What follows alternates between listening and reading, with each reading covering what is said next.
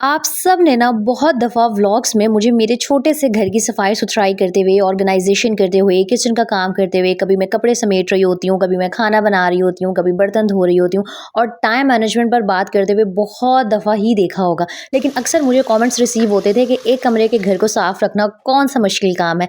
लेकिन क्योंकि अब मैं अपने मैके आई हुई थी और यहाँ का घर बिल्कुल भी छोटा नहीं था, तो मैंने सोचा ये सबसे परफेक्ट टाइम है कि मैं आपको बताऊँ कि घर चाहे छोटा हो या बड़ा, आप किस तरह ना टाइम मैनेज करके यकीन करें बहुत ही कम टाइम में सिर्फ 1 घंटे में ना घर का झाड़ू, पोछा, बर्तन, खाना सब कुछ आसानी से मैनेज कर सकती हैं। अस्सलामु अलैकुम माय यूट्यूब फैमिली, उम्मीद है जी आप सब ठीक-ठाक होंगे। अल्हम्दुलिल्लाह मैं भी बिल्कुल ठीक हूँ। अच्छा मुझे ना अपने घर का ये वाला जो हिस्सा है, ये जो लॉन है वैसे इसकी हालत थोड़ी-सी ख़राब हुई हुई है।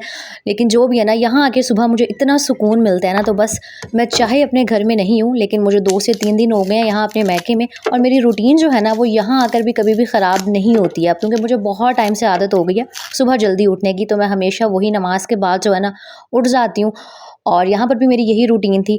तो क्योंकि अपने घर के तौर तरीके अलग होते हैं, अब मैं यहाँ आई हूँ, वैसे ये भी मेरा ही घर है लेकिन हाँ शादी के बाद ना ये अम्मा का घर बन जाता है, मैका बन जाता है। और जब मैं अब यहाँ आती हूँ ना तो मुझे यहाँ के तौर तरीके, खाने पकाने की टाइमिंग्स और हर चीज़ बहुत ही ज़्यादा ना चेंज लग रहा होता है। लेकिन क्योंकि अब यहाँ रहना था, इस घर को सँभालना था, तो टाइम मैनेज करूँगी तभी सब कुछ मैनेज हो सकेगा, क्योंकि कभी-कभी बीच में हॉस्पिटल भी जाना पड़ता है। और हॉस्पिटल जाना हो या ना जाना हो, मुझे आदत है सिर्फ़ 2 फैमिली मेंबर्स के लिए ना खाना बनाने की और छोटे से घर को साफ़-सुथरा करने की। तो अब ज़ाहिर-सी बात है यहाँ पर तो 2 लोग नहीं हैं। हाँ, मेरी एक बेटी है और उसको भी मुझे सँभालना होता है, लेकिन मुझे आदत हो चुकी है। हर औरत को अपने घर की, अपनी रूटीन की और टाइम मैनेजमेंट की सब कुछ की आदत हो जाती है।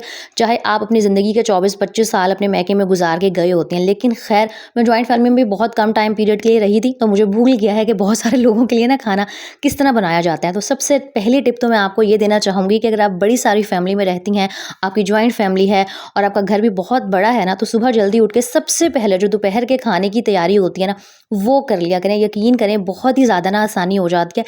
यहाँ पे ना ऐसे होता है कि नाश्ता मोस्टली बाहर से आ जाता है, सिर्फ मुझे अपना हस्बैंड का और आमना का नाश्ता बनाना होता है और जो मेरे बहन भाई हैं ना उनके लिए बाहर से आ जाता है। तो यहाँ पर सबसे पहले ना मैंने सुबह-सुबह बैठ के जो भी प्याज़, टमाटर, अदरक, लहसुन, हरी मिर्चें सब कुछ था, उनको छील के सब कुछ करके धो-धा के रख लिया था, ताकि ना मुझे खाना बनाने की आसानी हो जाए। और यहाँ पर भी मेरी वही रूटीन थी कि मैं पहले ही सोच चुकी थी कि बनाया क्या जाएगा। यहाँ मैं यखनी चढ़ा रही थी और इससे पहले मुझे कमेंट्स आए कि आपकी अम्मा के घर के तो बर्तन बहुत गंदे हैं। मैं यहाँ पर एक बात क्लियर कर देती हूँ कि चूल्हे में कोई इशू है और गैस का आप सबको पता है कि बहुत लोड शेडिंग होती है। तो जब सिलेंडर पे पकाया जाए ना, तो अक्सर सिलेंडर्स ऐसे होते हैं जो बर्तन काले कर देते हैं। मोस्टली जो सिलेंडर्स चूल्हे के साथ कनेक्ट नहीं हुए हुए होते, अगर डायरेक्ट सिलेंडर के ऊपर रख के आप खाना वाना बनाए ना, तो देगचियों के हालात कुछ इस तरह के हो जाते हैं। इसीलिए नेगेटिव कमेंट्स करने से पहले मैंने सोचा कि मैं एक बात क्लियर कर दूं। तो यहाँ सबसे पहले ना सुबह-सुबह मैंने जो खाने की तैयारी वगैरह थी वो स्टार्ट कर दी थी। और ना अगर मुझे लगता है दोपहर के खाने की तैयारी हो जाए ना, आधी जो स्ट्रेस है इंसान की कम हो जाती है। खैर जी, मैंने यखनी चढ़ा दी थी, उसके बाद आमना सो के उठ गई थी, उसका मैंने नाश्ता रेडी किया। अच्छा अक्सर ना हम जो ख़वातीन होती हैं, हमारा जो टाइम है वो बच्चों की रूटीन की वजह से थोड़ा बहुत डिस्टर्ब हो रहा होता है। लेकिन यकीन करें अगर आपने दोपहर के खाने की तैयारी सुबह स्टार्ट कर दी है ना, तो आपका ये मसला भी काफ़ी हद तक सॉल्व हो जाएगा, क्योंकि दोपहर का खाना जो है वो मेजर टेंशन होती है। जब उसकी आधी तैयारी हो गई होगी ना, तो फिर बीच में अगर रूटीन थोड़ी सी आगे पीछे भी हो जाए, इतना कोई फ़र्क नहीं पड़ता। अच्छा जी, यखनी जब तक बन रही थी, नाश्ता वाश्ता हो गया था, मैंने फटाफट से ना यहाँ पर जो रूम के हालात थे वो काफ़ी ख़राब हुए थे। ज़ाहिर-सी बात है लोग ज़्यादा हैं, सब नीचे बिस्तर करके सोते हैं, तो मैंने सारे जो बिस्तर थे ना उनको समेटना स्टार्ट कर दिया था। और मैं अपने घर में भी जब व्लॉग बनाती हूँ ना, मैं आपको बार-बार यही कहती हूँ कि सबसे पहले घर चाहे छोटा हो या बड़ा हो, जो चीज़ें बिखरी हुई होती हैं, स्पेशली बेडरूम में जो बिस्तर वगैरह होते हैं ना, उनको समेट लिया जाए। तो जो 50% है ना, ऐसे लग रहा होता है कि घर ऑर्गेनाइज़ होना स्टार्ट हो गया है। और अगर अचानक से कोई आ भी जाए ना, फिर इंसान को बुरा नहीं लग रहा होता, शर्मिंदगी नहीं फ़ील हो रही होती। और आज की वीडियो बनाते हुए ना, सुबह जब मैं रिकॉर्ड करी थी, मुझे बहुत ही ज़्यादा मुश्किल फेस करनी पड़ी, क्योंकि ज़ाहिर-सी बात है ट्राइपॉड था नहीं मेरे पास। लेकिन मुझे था कि इतने कमेंट्स आते हैं कि जी आपका घर छोटा है इसलिए काम हो जाता है जल्दी। लेकिन मुझे था कि अब मैं आपको बताऊँ कि बड़े घर का भी जो काम है ना, आप अगर अपना माइंड सेट कर लें, सुबह आप जल्दी उठ जाएँ, दोपहर के खाने की तैयारी सुबह-सुबह स्टार्ट कर दें, तो घर छोटा या बड़ा होने से कोई फ़र्क नहीं पड़ता। हर चीज़ ना बड़ी आसानी से मैनेज हो जाती है। अच्छा, ये कुछ धोने वाले कपड़े थे, इनको मैंने बाहर ला के रखा, बिस्तर वगैरह समेटे और ज़ाहिर-सी बात है यहाँ पे हर चीज़ बिखरी हुई थी। एक तो मुझे समझ नहीं आता, रात इंसान जितनी मर्ज़ी सफाइयाँ करके और जो भी खिलारे होते हैं उन्हें समेट के सोए, सुबह ऐसे घरों में लग रहा होता है जैसे हमने कभी काम नहीं किया। तो मुझे लग रहा होता था कि शायद मेरा छोटा घर है, एक ही कमरा है इसलिए ऐसे होता है, लेकिन माशाल्लाह यहाँ पर 2 नीचे रूम्स हैं, 2 ऊपर रूम है। यहाँ पर फिर भी ना हर चीज़ बहुत ही ज़्यादा बिखरी हुई थी। फटाफट से मैंने रूम की हालत समेटना स्टार्ट कर दी थी और डस्टिंग ना लाज़मी किया करें। यकीन करें, जब आप डस्टिंग नहीं करते ना, जितनी मर्ज़ी इंसान झाड़ू पोछा कर ले, मज़ा ही नहीं आ रहा होता सफाई का, ऐसे ना आधी अधूरी सफाई लग रही होती है। अच्छा, और अगर आपकी नई-नई शादी हुई है ना, या अगर आप थोड़ी-सी लेज़ी हैं, तो मैं आपको कहूँगी कि आप मोबाइल पे टाइम देख-देख के या कोई टाइमर सेट करके फिर काम किया करें। अगर ज़्यादा बड़ा घर है, 2 से 3 कमरे हैं, हर कमरे की सफाई के लिए ना 15 से 20 मिनट जो है इनफ होते हैं। बल्कि अगर आपकी स्पीड थोड़ी-सी तेज़ हो जाए ना, 10-15 मिनट भी बहुत होते हैं। अक्सर हम क्या करते हैं कि हम बीच में ब्रेक्स लेते हैं और फिर मोबाइल फ़ोन उठा लेते हैं। यकीन करें, सारा जो काम करने का टेम्पो है ना, वो ख़राब हो जाता है और इंसान के ऊपर ना सुस्ती आ जाती है। और यहाँ पर आप मेरे जुगाड़ चेक करिए, मैं आपको दिखाती हूँ कि मैंने कितनी मेहनत से ये व्लॉग रिकॉर्ड किया था। ट्राइपॉड तो था नहीं मेरे पास, तो यहाँ पर मैंने कॉर्नर में बिस्तर सारे रखे थे। इसके ऊपर मैंने एक दवाइयों वाली शीशी ली, एक ट्रे ली और इसकी हेल्प से ना बस मैंने ओखे-सोखे करके जो अपना मोबाइल था ना, वो सेट कर लिया था। क्योंकि मुझे था कि मैं आप लोगों की ये जो गलतफ़हमी है ना, इस व्लॉग के थ्रू दूर करूँ कि घर छोटा है, बड़ा है, इससे कोई फ़र्क नहीं पड़ता। अच्छा, सारी चीज़ें जब मैंने समेट ली थी, बिस्तर समेट लिए थे, डस्टिंग भी थोड़ी बहुत कर ली थी। वैसे तो कोशिश किया करें कि डस्टिंग बाद में करें, लेकिन यहाँ पर बहुत ही ज़्यादा चीज़ें गंदी हुई हुई थी, तो मैंने सोचा कि एक दफ़ा ना पहले भी डस्टिंग कर देती हूँ। और आप लोग अक्सर मुझसे पूछ रहे होते थे कि आप भी बताएं कारपेट की सफाई किस तरह की जाए। तो वैसे तो एक वो प्लास्टिक की ना तारों वाला ब्रश मिलता है, मैं आपको रिकमेंड करूंगी, बल्कि अपनी मम्मा को भी बता के जाऊंगी। क्योंकि यहाँ पर चादरें बिछी हुई है ना, ये डायरेक्ट कारपेट पे तो नहीं फेरना होता ब्रश। अगर डायरेक्ट कारपेट बिछा हुआ है ना, आपने इस तरह चादरें नहीं बिछाई हुई मेरी मम्मा की तरह, तो एक प्लास्टिक की तारों वाला ब्रश होता है, उसकी हेल्प से ना कारपेट की सफाई बहुत अच्छी हो जाती है। लेकिन अगर इस तरह आपने भी चादरें डाल के कारपेट बिछाने को छुपाया हुआ है, उस पर चादरें चढ़ाई हुई है ना, तो वो जो सिंपल बांस की झाड़ू होती है ना, इसकी हेल्प से भी आपका जो कारपेट है बड़े अच्छे तरीके से साफ़ हो जाएगा। हाँ, अच्छी तरह कॉर्नर्स वगैरह से आप गंद निकाल लें तो कोई जो मट्टी वगैरह है ना, कारपेट में नहीं रहेगी।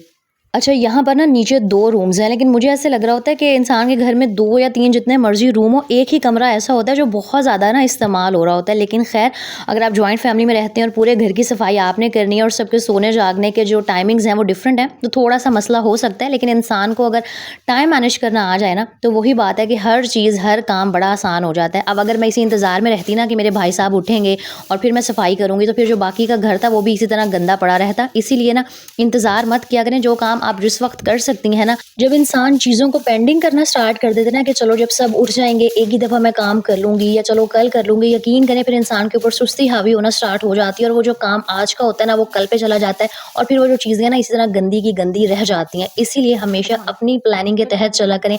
कोई किस वक़्त उठ रहा है, किस वक़्त सो रहा है, उससे आपको ना कोई सरोकार नहीं होना चाहिए। बहुत सारे ऐसे काम हैं जो आप सबके उठने से पहले आसानी से कर सकते हैं। जैसे किचन का काम तो है ना, स्पेशली हम ख़वातीन को चाहिए कि वो सुबह जल्दी उठ के फजर की नमाज़ के फ़ौरन बाद करना स्टार्ट कर देना।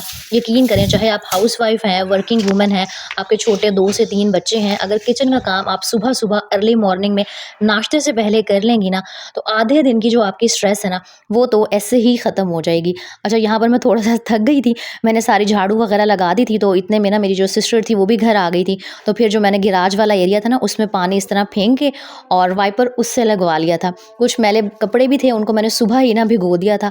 अच्छा, अगर आपने हाथ पे कपड़े वॉश करने होते हैं ना, तो मैं आपको एक टिप बताती हूँ कि सुबह उठते ही ना नाश्ते से पहले जो भी आपके धोने वाले कपड़े हैं, उनको हल्के से नीम गर्म पानी में सर्फ़ डाल के छोड़ देंगी ना, तो आधा 1 घंटा या तकरीबन 2 घंटे भी अगर आपके कपड़े भीगे रहेंगे, तो बड़ी आसानी से ना फिर वो साफ़ हो जाएँगे। वरना अगर आप भिगोए बगैर कपड़े हाथ पे धोती हैं ना, मेहनत भी डबल लगती है, हाथ भी बहुत ज़्यादा ख़राब हो रही होती हैं, थकावट भी ज़्यादा हो रही होती है। तो बस यहाँ पर मैंने सुबह ही कपड़े जो थे वो भिगो दिए थे, 5 से 10 मिनट लगे थे, सारे कपड़े मैंने धोए और यहाँ पर ना मैं छत पर उनको सुखाने आ गई थी।